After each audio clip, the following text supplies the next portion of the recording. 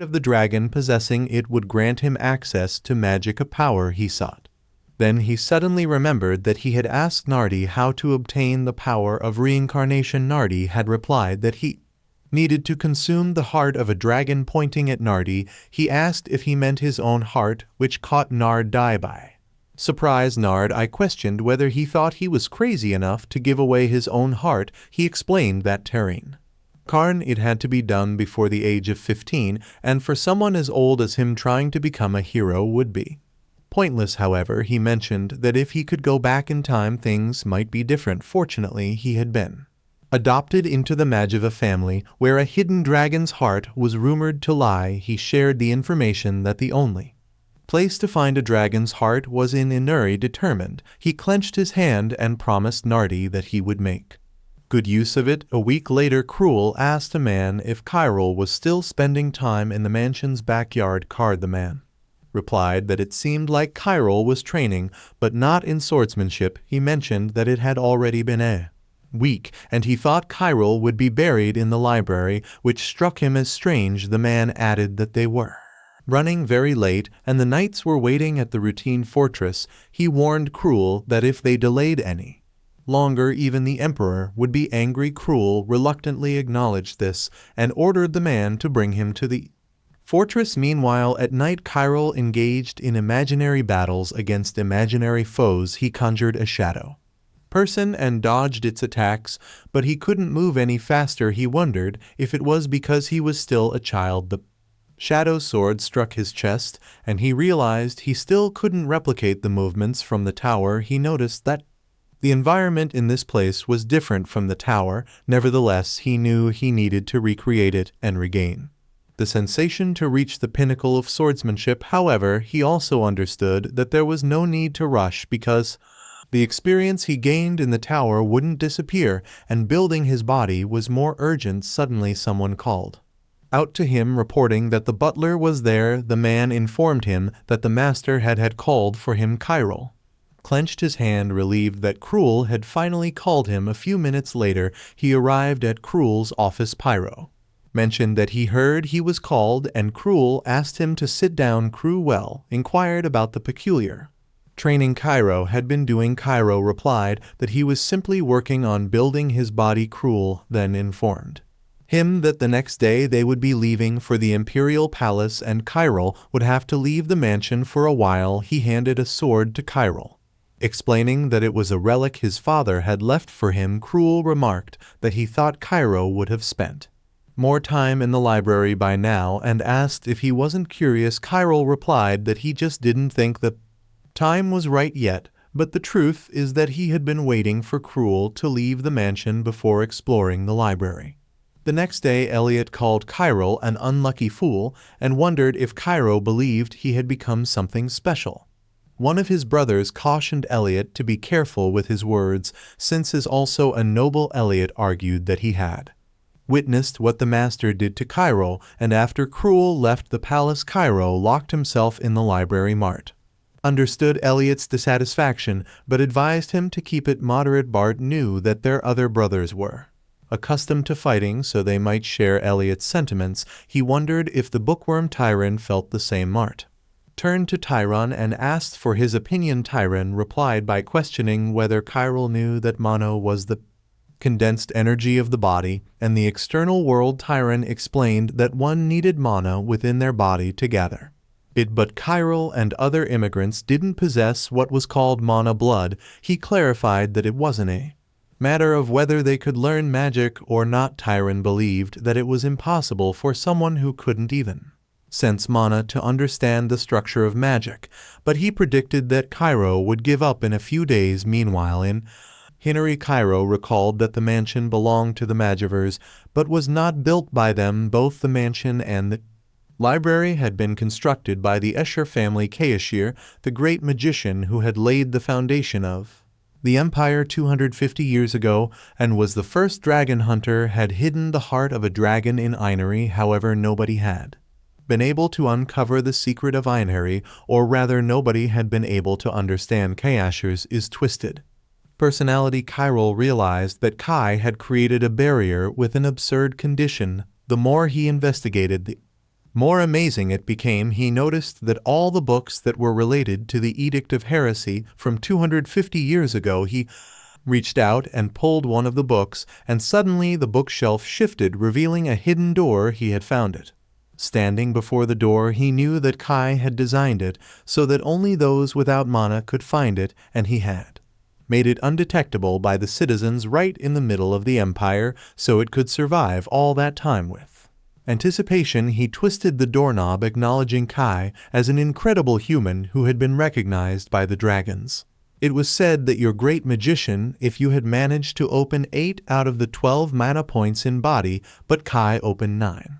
Even so, Kai can't compare to a dragon, and no matter how amazing he is, a human can only have one attribute. Then he saw a small chest inside, knowing that the heart of a dragon contains all attributes if by some chance a human consumes it before turning 15, and if they can absorb the power within the dragon's heart. Tyrell made a bold decision and placed the dragon's heart in his mouth and swallowed it, fully aware that the act itself was a gamble, and surviving after consuming a dragon's heart would be nothing short of a miracle. The pain surged through his body, and he found himself coughing up blood. Realizing the magnitude of the risk he had taken in that moment, he understood that it would be best to abandon any what-if thoughts. The power contained within the dragon's heart was simply not meant for humans to handle. He slowly faded as he entered an unfamiliar place. Looking around in wonder, he strained to hear voices, but they were muffled and unclear. Turning back, he heard someone say, "At last we meet," and addressed him as Lyceria. He saw Kai standing behind him. The dragon called Kaya Despicable One, and he realized that it wasn't his voice, but rather the residual memory of dragon Lyceria in his heart. Lyceria asked Kai why he hunted dragons when they were of the same kind. Kai replied that she talked too much and asked if she could see her end. Furious, Lyceria told him to shut up and attacked him with fire. He was astonished by Lyceria's immense power as the fire engulfed Kai, but Lyceria continued to burn him in anger. Realizing that they wouldn't survive such a powerful fire breath, he wondered how Kai managed to slay the dragon. Then he noticed Kai still standing unscathed, holding a swarm of arrows in the air. Kai said ignite, and his arrow burst into flames. The fiery arrows flew towards Lyceria. Surprising her, she wondered why Kai was using a first-class magic spell against a dragon. The arrows hit Lyceria, causing the dragon to roar loudly in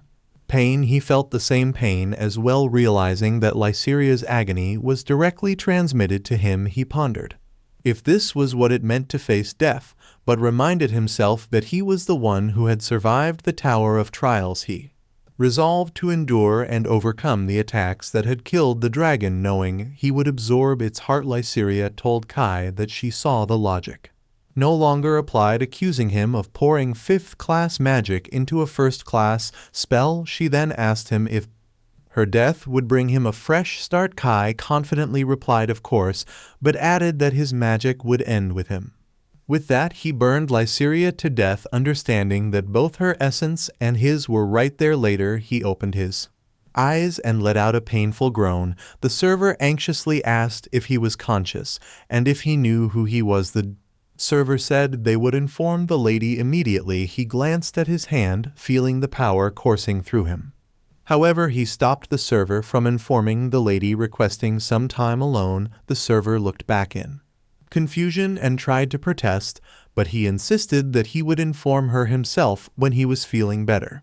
Eventually, the server complied and left. He observed a mark on his hand and realized that it represented an unimaginable power, magical power. He knew his plan was about to unfold. Later, the server advised him to rest more, mentioning that if Jake hadn't found him, it would have been a disaster. He knew that Jake was his 5th brother and not particularly interested in martial arts, so his fascination with the library was not surprising. Expressing gratitude, he asked the server how many days he had been unconscious. The server replied a week. Surprising him, he inquired if anyone had come to see him, and the server confirmed that someone from the palace had visited. Though unsure of the reason, he recalled that the royal family usually sent an edict to MacGyver once a quarter unless there was a special circumstance, he realized that something important must have happened during his time of rest, causing him to miss it. He assured the server that he understood and instructed him to leave. He believed it was best to keep his recovery a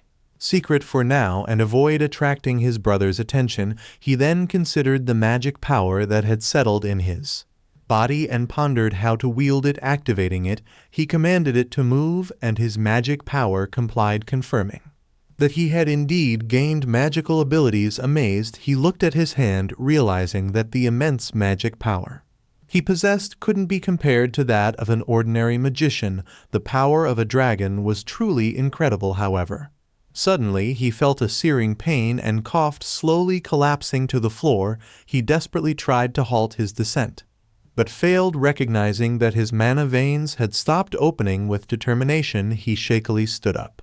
Knowing that out of 12 veins only 2 had opened, he realized he needed to open 10 more. Standing firm, as if he hadn't just experienced pain, he told Eula to wait for him, because his journey was beginning now. He took a deep breath to calm himself down, realizing that the overwhelming magic power within him was on the verge of overflowing. He understood that his body's blood veins were unable to handle it, and if he couldn't control the surging magic, it would eventually lead to a catastrophic explosion. Realizing he needed a weapon capable of containing that immense power, he looked at the sword given to him by Cruel. He knew that it was an impossible task for a human, as the blood veins alone couldn't handle it, but he reached for the sword named Agnel, his real father's legacy. Pulling it out from its shelf, he activated his magic towards it, knowing it was a weapon of the immigrants capable of withstanding such magic. A smile formed on his face as he proudly believed that these conditions were enough to lay the groundwork later. Within the forest, he gathered his magic power and swung the sword at the trees in front of him, effortlessly breaking them in half. Looking at his sword, he understood that it wasn't on par with the mana blades of the Imperials. Instead, it held the pure magic of a dragon, devoid of any attributes. Honora blade in the past, those who could infuse use fourth-class magic into a mana blade and reach the pinnacle of swordsmanship were called sword masters. Those who reached the pinnacle of the sword called him a sword saint. Even after he couldn't use the mana blade, he wondered how they would react if they saw him now. Suddenly he coughed and felt a sharp pain coursing through his body. He knelt to the ground, realizing that even by briefly using magic, the pain was excruciating. It became evident to him that he couldn't freely wield his magic with just 2 blood veins opened. He knew he needed to find a way to stabilize his blood veins.